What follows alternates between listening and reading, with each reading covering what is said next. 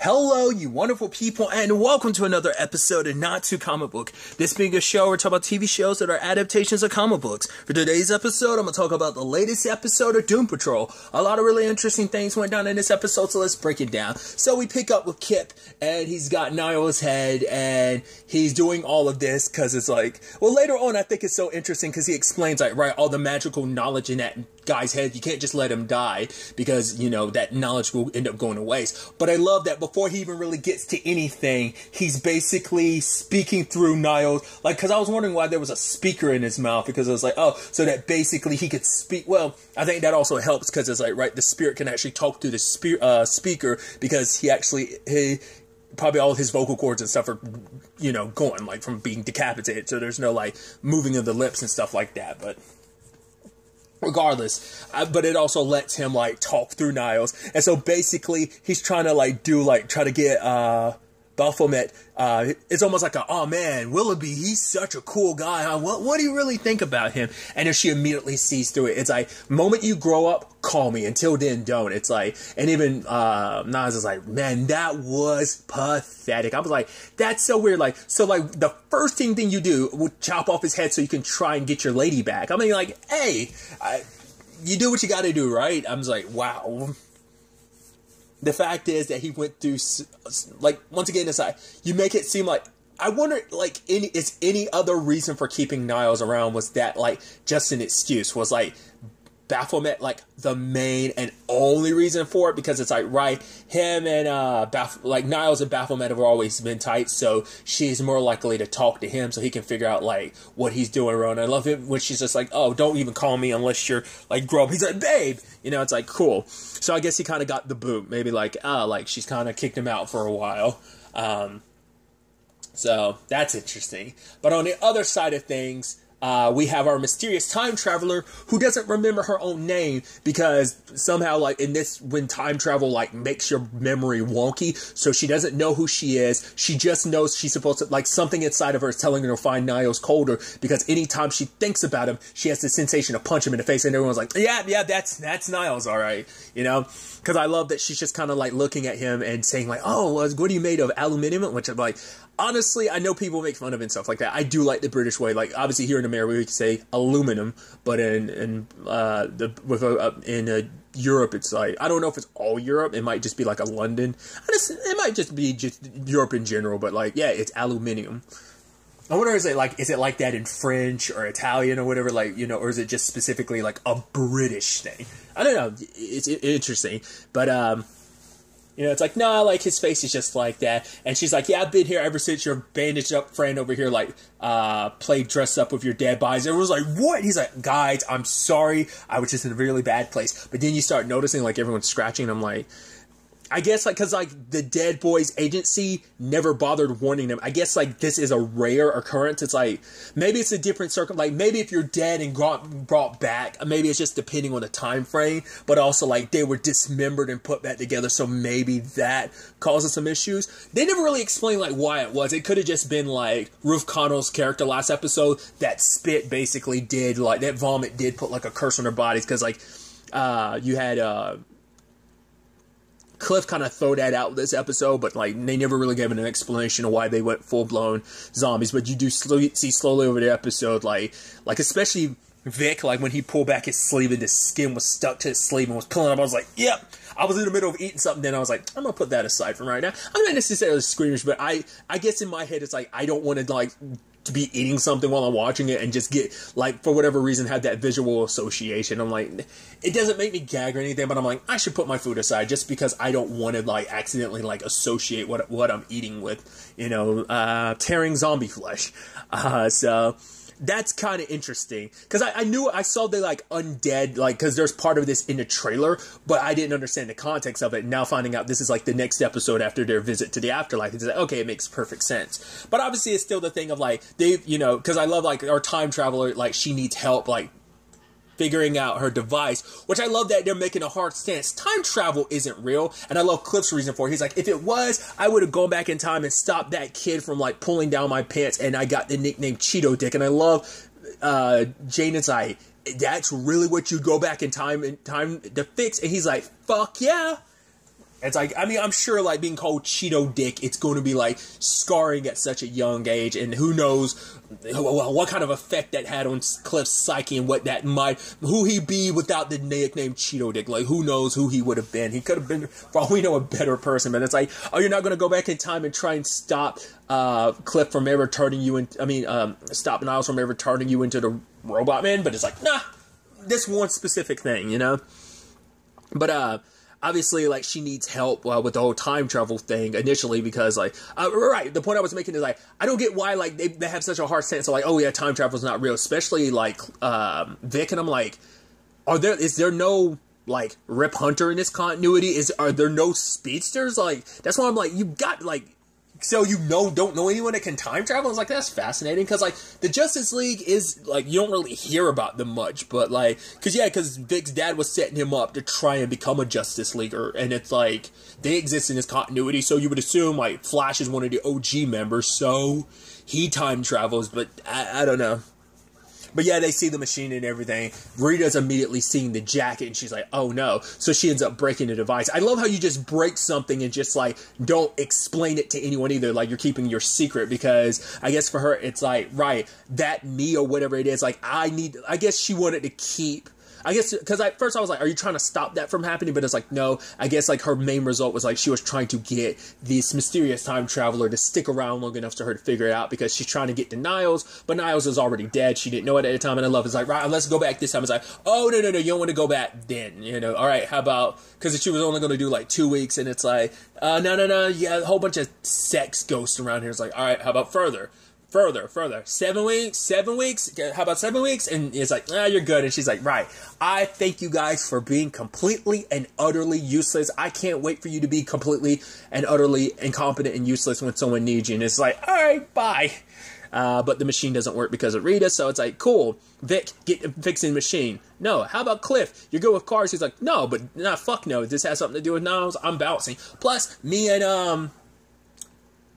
well, because it's like, yeah, it has something to do with the chief, that's what Jane was saying, but then, like, Cliff is like, but you and me, we made a promise to, like, actually get some help, and she's like, what, you were serious about it? He was like, yeah, and she's like, well, mind your own fucking business, because it's like, she thought they were just, like, talking, she didn't know they were, like, talking, and he's like, okay, so she goes off. But what he said kind of resonated with her, because she felt, like, called out, because, like, you had to blab that in front of everybody that I'm, like, talking about getting legitimate help. Shut up. So she, like, makes a version of Niles with, like, a scarecrow version to try and, like, work some stuff out. You have Cliff actually going online for some online therapy, but the therapist think he's a TikToker putting on a filter or just, like, messing with her, and it's like, well, that sucks. I need to look up online to see if, like, any of those names of the people he was talking to, like, are they significant? Like, are they, like, writers or producers' names? Or are they, like, because I know, like, for example, like, Mark Guggenheim, like, Arrowverse-wise, has, like, made, like, an appearance in, like, the final part of, like, Crisis on Infinite Earths, but his name's also been, like, his name was one of the names in, like, Arkham Asylum in, during the, Elseworlds crossover. So stuff like that, like, I was wondering if the name's significant, or it could be, like, actual DC stuff of, like, right, these are characters in DC Comics or something like that, or maybe, like, artists or writers for said, like, comics, because I was specifically referencing someone, like, people associated with the show, but regardless, so he can't get any help, but he's there with, Jane, you know? And, it's like, yeah, like, it's like, you had this here, so, like, talk to the chief, because she was like, I'm gonna get high and set on a fire, you wanna be here to do, see that? He's like, fuck yeah, but it's like, don't you wanna, like, take this time to kind of work out, like, say what you need to say to him? And it's like, yeah, like, I saw his ghost and everything. She's like, wait, he was here? It's like, I could have talked to him? It's like, yeah, but he's here right now, you can do it. So, she was trying to figure it out, but then, like, everything kind of went down. You have Larry throwing up, so he's like, oh, crap, I'm dying again. Well, again and again, and it's just like, ugh. Well, to be fair, he didn't die last episode with everyone else, but, like, obviously it's like, right, I'm back to dying yet again because the spirit left me. So, because his thought is like, right, the spirit wanted me to see space one more time before I died. So, he's kind of not too, like, he kind of is brutally honest with Rita, because, like, Rita brings up, like, right, I must be a famous time traveler. He's like, why would you consider yourself world renowned? Because she's like, there's only 2 time travelers, and apparently I'm one of them, so I've kind of risen in status. So what do you think it means? Because she's trying to piece everything together. Larry's like, Rita, I love you. I love you too much to not be brutally honest with you, especially in my final days. But the fact is that you're trying to, like, make yourself feel more special than you are. And even then, like, Rita was almost taken back because Larry's always very comforting. He's never, like, nastily blunt like that.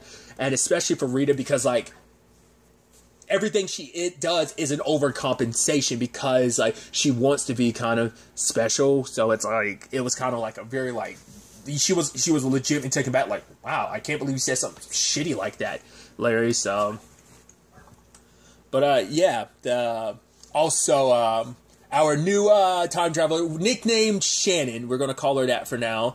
I love that she was initially like, yeah, like, I don't know why you're sticking to me so close, but it's because Rita was like, yeah, I know you gotta look at me hard, like, look at me, stare me down, like, you have to know who I am. And as I have, like, no idea who you are. And she found, like, the secret compartment behind the device. I love Cliff called her out, Rita out for it. It's like, yeah, you didn't answer. She's like, well, shut up, she's here right now, so what does it matter? But ended up finding, like, a tape and whatever, and she ended up watching it, and there's a lady just stroking a black cat, and then she starts doing her dance, and it's like, wait, she's feeling it in her gut, as she says, like, her stomach, her gut is the elephant, in the metaphor of, like, right, elephants don't forget, and it's like, my gut will tell me, like, right, so she started doing the dance, and then she sees herself change from a bird into, so I'm like, so she's a full-blown shapeshifter is kind of what I was wondering before. So it's not just people, it turns out, and not even just animals, as we see later on, it's objects too, so she can shapeshift into anything, so that's interesting. I am jumping around, but, like, I think this continues to feed the theory of, like, Rita is right that she is a time traveler. I think she takes, quote-unquote, Shannon's device and does some time traveling, hence why the guy in the afterlife knew her, why, those guys were sent to kill them in episode 2, why, like, they specifically needed Rita dead, why she was an enemy to the brother, like, while they're trying to get to Niles, they decide to target Rita, like, why? It's because she went back in time and did some stuff. I mean, to be fair, time travel does remove your memory, so I'm like, not unless she was, like, did, like, some Rip Hunter type of stuff, and she just legitimately doesn't remember, like, I guess without the proper, like, stuff you would, like, it has to be, like, not unless she technically already has done the time traveling, but because she's here now, she actually doesn't remember the whole adventure and shenanigans that she's been on, but, like, maybe it's part of the loop of, like, right, we'll see her pop up at a different, I don't know. I think it's just, like, it hasn't happened yet, which, because of time travel, technically it already has happened, but for this Rita we're following right now, present day, the one that's right here in the story, it hasn't happened to her yet. She hasn't gone on a journey yet, at least we don't believe so, but if she had, but it seems like if she were to forget, she would have forgotten a lot. So, I don't know. I'm curious to see how they'll ultimately handle that, but it does seem like it solidifies that because we see, like, Rita during that film, she's, like, near in the corner, like, I think copying a dance. And I guess that has, like, it seems like she's copying it because I guess it's going to be significant for something that's going to come up later this season, maybe. So I was like, yeah, her and quote-unquote Shannon do know each other. But, yeah, the Doom Patrol becomes the Undead Patrol, Zombie Patrol, which I think is such fascinating timing. I mean, granted, it was weeks ago, but we got Marvel zombies, and now we've got DC zombies, which this isn't even the first DC zombie we've gotten. Like, the Flash did that first. I'm trying to think, like, has anything else done zombies other than the Flash? Not that I'm aware of. I mean, if you want to, technically, anything with a Lazarus pit, I guess you could go, like, that's kind of zombie. So I guess, like, Sarah and Laurel, just Sarah was kind of, is kind of a zombie. Well, was a zombie, because, like, well, she's a clone now. That's a whole thing. Then you also have, obviously, I'm blanking, Jason Todd, currently in Titans, would technically count as a zombie, I guess. It's not like traditional zombie, but because, like, you are back from the dead, you kind of fall in that territory, I would kind of think, but yeah, like, but true blue zombie, like, yeah, it's, it's definitely the Flash, because we had like his bully actually come back as a full-blown zombie. So like that was the first instance of a DC zombie. But yeah, as I said, just the timing's interesting after getting like Marvel's What If zombies and now like this zombie. And I do like that they're just like, oh, brains. But then, like, they're growling and stuff like that. But it can actually be translated. And it seems like the only person who understands him is Kip. I guess, like, being on that magic, supernatural, crazy side of things. Like, maybe he just has a very universal translator. So they're kind of explaining like what happened to him. It's like, yeah, like there's this green guy, and then like his red compatriot ended up killing us when we went to the afterlife. The spider leg like spewed on us, and some dead kids brought us back to life. So here we are. And just, I love that later on Kip is just like, right, he had a perfect plan to get Niall's head back, which we'll get to in a second. But it's like, you guys continue to fuck everything up. He's like, the fact is, like, I counted on you guys, and just somehow, every time I come around, you guys have screwed up me. It's like, that's not their fault. They end up, I mean, I guess you make the argument it's kind of on Rita, because she's the one that wanted to take the vacation to kind of run away from her responsibilities and stuff like that. So it's like, it kind of falls on her, why everyone ended up dead.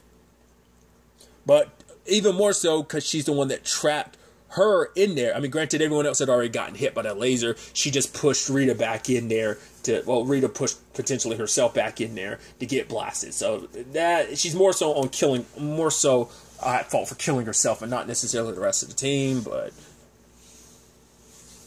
it is about the loop and everything potentially. So it's like, right, showing up at the right time to complete the loop and make sure everything plays out because you needed to die and come back for whatever purpose lies at the end of the season for them. But it seems the person behind all of this is Darren Jones. I'm like, man, we ain't seen you in a hot minute, and he wants revenge against them because life has basically turned to shit. I also love that just Kip is like, who the fuck are you, lady? She's like, and Shannon, because she saw herself turn from a bird into herself, being like, I'm a bird. It's like, but also like she calls Kip out for being like, oh, you're trying to like keep all that knowledge protected, or are you just trying to like sell it for a pretty high price or something like that? I even love Vic points out the fact is later on he's like, man, I curse a lot more now that I've become a zombie. It was also interesting too, the device the magic that he used to make it so that the others wouldn't try to chomp on him and quote unquote Shannon. It's basically a air freshener from James Dean's car, and I'm like, man, the occult. It's just, I mean, I guess like all occult items are like charged with like energy, spiritual energy from like death or horrific situations. I guess charged objects, especially. So I'm like, I wonder what other objects specifically tied to light, because it's like its main purpose is to like basically hide brains from zombies. But regardless, they roll up and it turns out that basically his wife and child left him, and obviously that's why he's after like the Doom Patrol and everything, because he blames them for it. And I love that he rolls up and he's calling them abominations and stuff like that. It's like, I mean, it's interesting because like, he doesn't quite understand their circumstances, and he's still trying, because it's like he calls them out and stuff like that. But it's like, no, they're actual zombies, so they don't like. There's even more going on right here, but he doesn't care. He's up in his big old speech and stuff like that. It's like, okay, cool. And he's like, yeah, there was a reason why. And like, do you know what the reason is? And it's like, no. He's like, usually people ask me around now what that reason is. Everyone's looking around each other. And, like, no one wants to ask. And I love Kip being like, fuck it. What happened? Because it turns out, what was it that Cyborg said? I think it was like, let's rip this asshole a new asshole or something like that. I thought what we were going to do is, I thought we were going to have a Smoothie situation from Happy. If you don't know what Smoothie and Happy, he had no penis and balls. He was completely smooth down there like a Ken doll. Like, I thought that's what it was happening. I thought he's going to be like, right. She's like, I'm not much of a man. I was like, oh, because one of those butt monsters bit off your penis or something. I thought that's where it was going. It's like, but then he starts transforming. I'm like, I wasn't sure where that was going to go. When, like, at first I was like, he transformed. I was like, they were werewolf butts? Like, so as Jane says, wear butts. But at first I was like, is he just going to turn around and his butt's going to transform? It's like, no, his entire body turned into a butt. And I just love, like, Kid being like, God shitting Christ, we are really through the looking glass now. I'm like, man, we are on the crazy. This is the weirdest side of DC. because you definitely know DC will never do any shit like this as a movie. Like DC can get weird with some of its shows. Granted, like this show has the benefit of getting super fucking. This is probably the weirdest show you will find out there. Like next to this will probably be Legion, but I think this makes Legion go like, oh, Legion's normal in comparison to like what the fuck goes down in this show. It's wild. It's like, and all of a sudden, he starts summing up all his other butt brethren, and now everyone's joining together to literally kick some ass. And then, like I said, you had, quote-unquote, Shannon try to turn herself into a bird so she can drop some, fossilized dragon piss. And I'm like, what does dragon piss? Because it's like, oh, people think you kind of have to avoid the dragon fire, but it's like their piss. I'm like, what is dragon piss in comparison to their fire? Like, is it like actually like way hotter? Like, say like they're like, oh man, the fire is like 14,000 degrees, and it's like, no, their piss is like 30,000 or something. Like, is that what that's kind of, we never got to see because it ended up being a dud. Plus, you know, she turned into like, they gave her it's a specific chair, but it looked like a sofa-like chair almost. There's a very specific name to the object she turned into, but it's like, okay, and I love the whole thing. I'm like, right, I thought she was supposed to be a bird.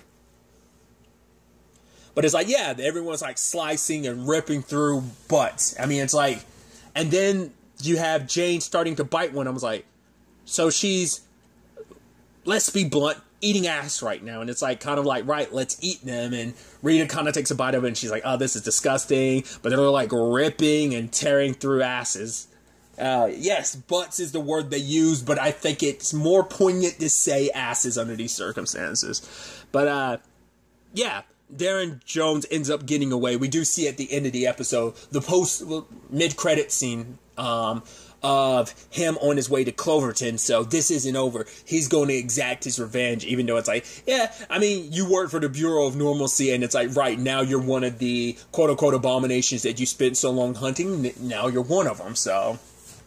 But to turn back to normal, what they need to feast on is brains. It's interesting because, like, Niles is like, right, that's why zombies are attracted to brains, because there's a certain chemical in brains that actually cures them. And then, like, obviously movies had to bastardize it, essentially, he says, which I think is interesting because along these, I mean, granted, the TV show is different from the comic, and I don't know the comic's rules on this, but on iZombie, which is a Vertigo comic, the fact is that the TV show, you eat brains to, obviously, like, you maintain a person's personality, and you also do it to stop from going full-blown, like, feral zombie.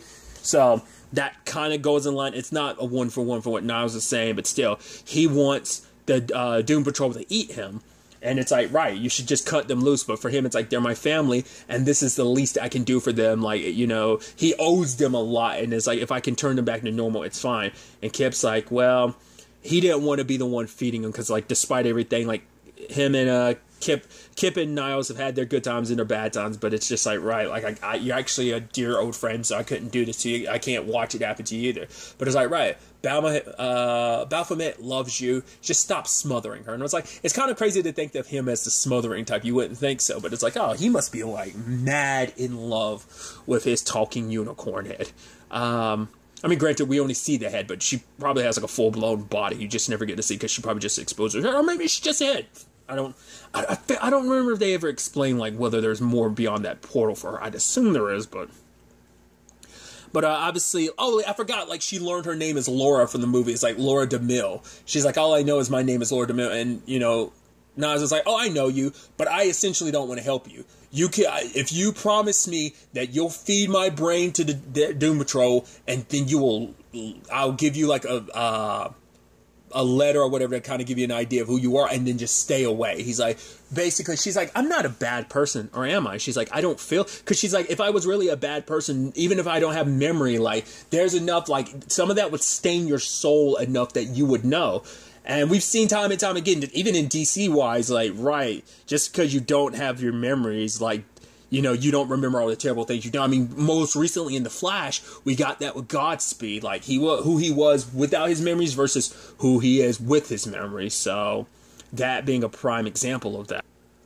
Even in zombie form, you know, Jane getting ready to eat Niles and saying like, right, she has so much she wants to talk to him about, but it's just kind of like, he's like, eat me, and then they all proceed to eat him. And in the aftermath, everyone's just watching TV, and just Cliff had to be the one, which even I'm like, he doesn't bring it up too much. I'm like, so we're not going to explain how it worked with Cliff. Like, how do you eat? Because even he was trying to like shove pieces in his mouth. It's like, you're a robot. The only human part of you is your brain. So how did that work? I guess it's like enough of it like got like into your gunked up in your system, and somehow your brain was able to absorb. We're just going to be like, shut up and accept it. Okay. But I love that Cliff's like, so does that make us cannibals now? And everyone's like, shut up, Cliff.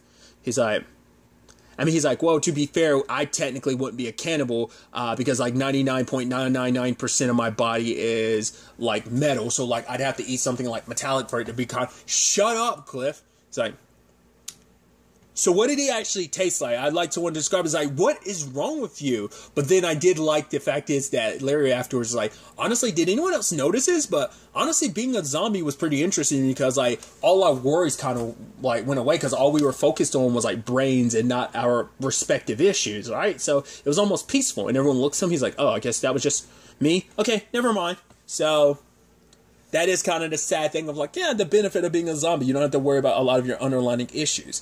We did have Jane finally burning the Niles scarecrow, finally being able to say goodbye to him. I mean, his spirit was in that, and it took like, well, I wonder, is that supposed to be like representative of also setting his spirit free? But I'm like, you had to burn his body, right? His body's still around. I guess like maybe by destroying his head and that like eating his head while the spirit was there, like his head was completely disposed of. So maybe that in turn did set his spirit free. But I don't know. It's still kind of morbid to know, like, right, her dad's head. Well, hopefully Dorothy never goes back there. At least Kit hopefully like covered it back up so Dorothy never has to come back and be like, wait, what happened to my dad's head? It's like, yeah, we kind of ate that. That'd be traumatic in its own right. Let's hopefully that doesn't turn. I mean, because if anything, they could end up blaming like the dead boys agency, like blame all of them because it's like, right, you didn't warn us about the whole zombie aftermath of that. So that's very, very interesting. Oh yeah, I also forgot to talk about another element that came up in this episode, and that was Vic and his dad. His dad showed up asking about, like, well, because Vic, like, confronts his dad about what he had heard from his mom last episode of, like, right, like, there was another means of saving me. He's like, because I died 2 days ago and I saw Mom, like, in the afterlife. He's like, oh, you've been hanging around these weirdos enough. Which I'm like, once again, it's the DC freaking universe. Like, come on. Like, how many people have you, like, there are people, like, kept running around, like, is it really that wild and crazy? Like, but maybe he's kind of like a Lena, like how Lena Luthor in, Supergirl is, like, super, like, not believing in magic, despite, like, the craziness, but it's like, oh, there's a scientific explanation for all that. Maybe the same thing applies in this case, so, like, he doesn't believe that, but, what Vic does bring up is, like, right, there was another option, was there? And he's like, yeah, there was, like, a prosthetic skin. It was experimental, but he's like, not like the tech you put on me. He's like, it's, because it's like, at the end of the day, you made that choice for me. But Silas defends it because he's like, right, like, you can say all that you want, but everything I've ever done has been for the purpose of protecting you. It always has, But it's also like, on some level it bothers you because, like, the fact is that you do feel some shame for it, because if that were the case, you wouldn't, like, you had to go, like, right, reluctantly admit it now that he's calling you out for it. So it's like, because we also found out he's on administrative leave from Star Labs because Vic used his tech to help Ronnie. But for him, it's like, she's not a bad person if you know all that she went through. It's like, because also, like, I think on some levels, he felt kinship because it's like, right, like, she went through what she went through. Once again, very separate situations, but he also went through what he went through in becoming Cyborg. But once again, that's not even his choice. Finding, just like every time him and his dad take a step forward, they always end up taking massive steps back, and this was kind of a massive step back for them. But I think it's like, because we even see it later on, like, Vic is holding up a reflective surface just to kind of create like a symmetrical, like, other side of his face, knowing, like, right, this is what I could be looking like right now. It's like, but my dad decided to make me into, like, like, what would have been, like, the downside of doing that? But I guess, like, maybe in his dad's mind, it's like, I made you better. Like, Because I think maybe he doesn't want to say it, but it's like, right, by me doing this, you're able to defend yourself. You're less likely to get hurt. Like, now that your body's part cybernetic, like, at least I never have to worry about something like that happening again. Because even if something breaks, I can rebuild part of your body. So maybe he doesn't want to feel like full-blown maybe he doesn't want to, like, dive into, like, the Frankenstein of it all. So maybe for him, like, he'd rather Vic kind of think terrible of him, because he's like, right, if I tell you the Frankenstein reason why I did it, because it's like, I love you and you're my son, and I want to make sure you never die, because, you know, I saw you in the condition I saw you in. I couldn't save your mom. I had to choose, so I chose you, and I'm going to make the best of it, and I'm going to make it so that I never have to worry about you, because you're always going to have the weaponry and the tech always up to date necessarily for you to survive. Like, maybe that's its justification. But we'll ultimately have to wait and see where that, as well as everything else, takes us going forward into the next episode. But really, that's all I want to talk about. Until the next time we meet, be happy, be safe, live life to the fullest, and enjoy it. Good day, and goodbye.